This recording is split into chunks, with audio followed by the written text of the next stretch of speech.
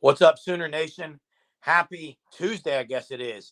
Welcome back to the Sooner Surge for a little portal update here. If you're not subscribed to our channel, make sure you click the button, you enable your push notifications, you like, comment.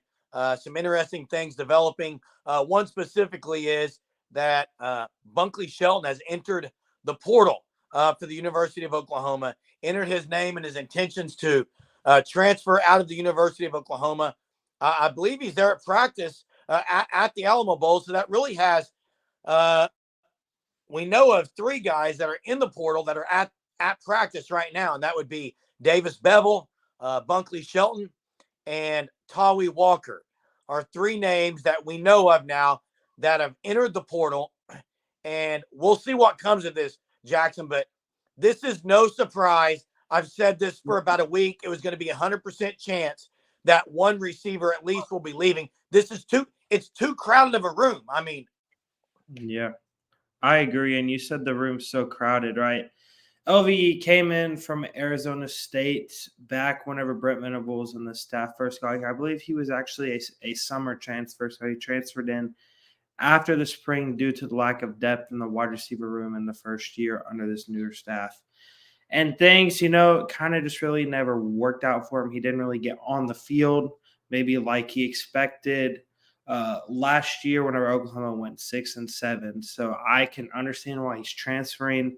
And Emmett Jones is just bringing in dudes after dudes after dudes. And all you have to see from that is Deion Bergson, which Deion Burks has the legitimate chance to maybe develop into a first-round pick next year at Oklahoma. Like, he's that good, right? And then you stack up him with Angelo Anthony, who we expect to come back. He'll be healthy.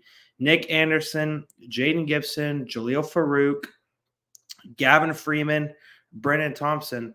There's no room for LV to get on the field. And I'm sure he doesn't just want to sit his final year of eligibility not playing.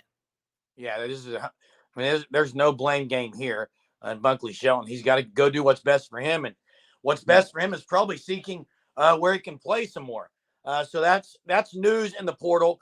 You also have a lot of people asking questions about who's OU going to land out of the portal. Now, I'm going to stick with kind of what BV said, and I know they're getting ready to do a press conference there at the Alamo Bowl today, but obviously, I still think they're going to get an offensive lineman, and I think they're going to go after two defensive linemen still in the portal. That's what I think. Now, it's not rocket science here. Purdue defensive end / outside linebacker Nick Scorton has entered his name in the portal, and he was arguably the top player in the Big Ten this year on defense. Great sack guy. Now, he's 6'4", 280. I am in no way saying OU's landing this guy. Okay, I'm just saying he entered the portal. It's something to take note of. Deion Burks also played at Purdue. There is that connection. OU seems to do really well with Big Ten guys, a.k.a. Spencer Brown, Deion Burks, Deshaun McCullough. Now, we'll see what comes of it, Jackson. It is interesting that he entered. But I think Brent Venables and staff they're going to get one more O-lineman and two more guys on the defensive line. That's what I think, Jackson. What are you thinking on the portal? Yeah, I agree. Obviously still out there is obviously the name that everyone wants to know about in Chris McClellan, right? It's like, well, is he going to end up at Oklahoma or is he going to go to Missouri? And obviously there still is Colorado in there because he took was it an unofficial visit or an official visit there? I'm not sure, but he visited Colorado, Missouri. Seems like Missouri's in the lead for that. Yeah, and as you know, Missouri and Colorado, they both have to play the NIL game. And, I don't think Oklahoma is going to go out and pay $2 million for a transfer defensive lineman unless it's potentially a guy that's like a generational talent, that's like a game changer. Then everyone's going to be throwing the bag after a dude like that, especially on the defensive line. But, I think obviously Oklahoma – they do need to land a defensive lineman now. If they could go out and get Nick Scorton, we don't even know if Oklahoma's offered. Jeremy, as you said, we don't even know if there's interest. Yeah, no idea. But you talk about a dude that had 10 sacks, has a lot of experience. He would come in and probably start from day one. I mean, I'm 6'4", 280 pounds on the edge, dominating in the Big Ten like he did. I think he would come into the SEC and fit in well. And obviously, there's still his offensive lineman in Geno Vandermark. Don't know what's taken so long there. It seems like Oklahoma, they had all the momentum a week ago for him. And you really just haven't heard much since everything's been quiet. You don't even know what he's thinking because, I mean, he obviously said nothing on Twitter or anything that I've seen. So it's kind of like, well, where do things stand with Geno Vandermark? Yeah, no.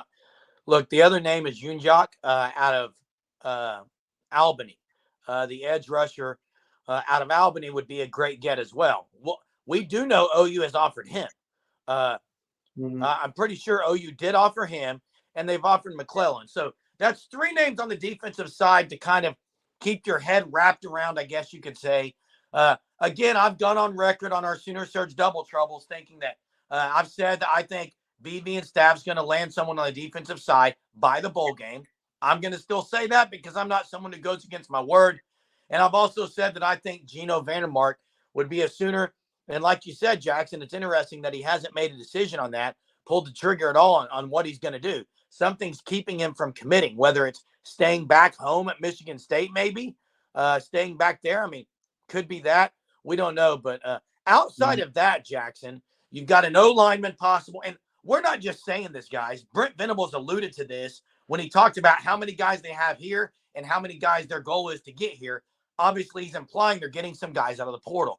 But outside of those, the only other names, Jackson, are guys maybe for the February signing period, like a Don McKinley or something like that. So that's kind of my expectations. But that's a portal update. What else you got, Jackson, for the portal? I would say I'm shocked it's been this quiet with Oklahoma over the last week. I expected there to be some sort of commitment. Really, I mean, outside of who was the last commit to transfer to OU? Was it Sharp? Oh yeah, Sabechi Miwu. Yeah, and so it's kind of really, as we said, things have been quiet. I'm shocked. I'm shocked Oklahoma hasn't landed a defensive lineman yet, especially on the interior.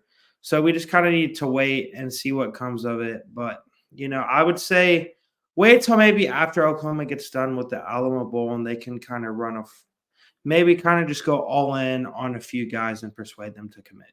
Yeah, because the portal's closing up here in about a week. So there's a portal update. Bunkley Shelton has entered the portal, joining Davis Bevel and Tawee Walker. Tawee Walker seems to be one that's kind of up in the air, though, on as far as what he's going to do. But there it is, a portal update for the University of Oklahoma. Make sure if you're not subscribed to our channel, you do so. Appreciate you watching this video. Till next time, Boomer. Boomer.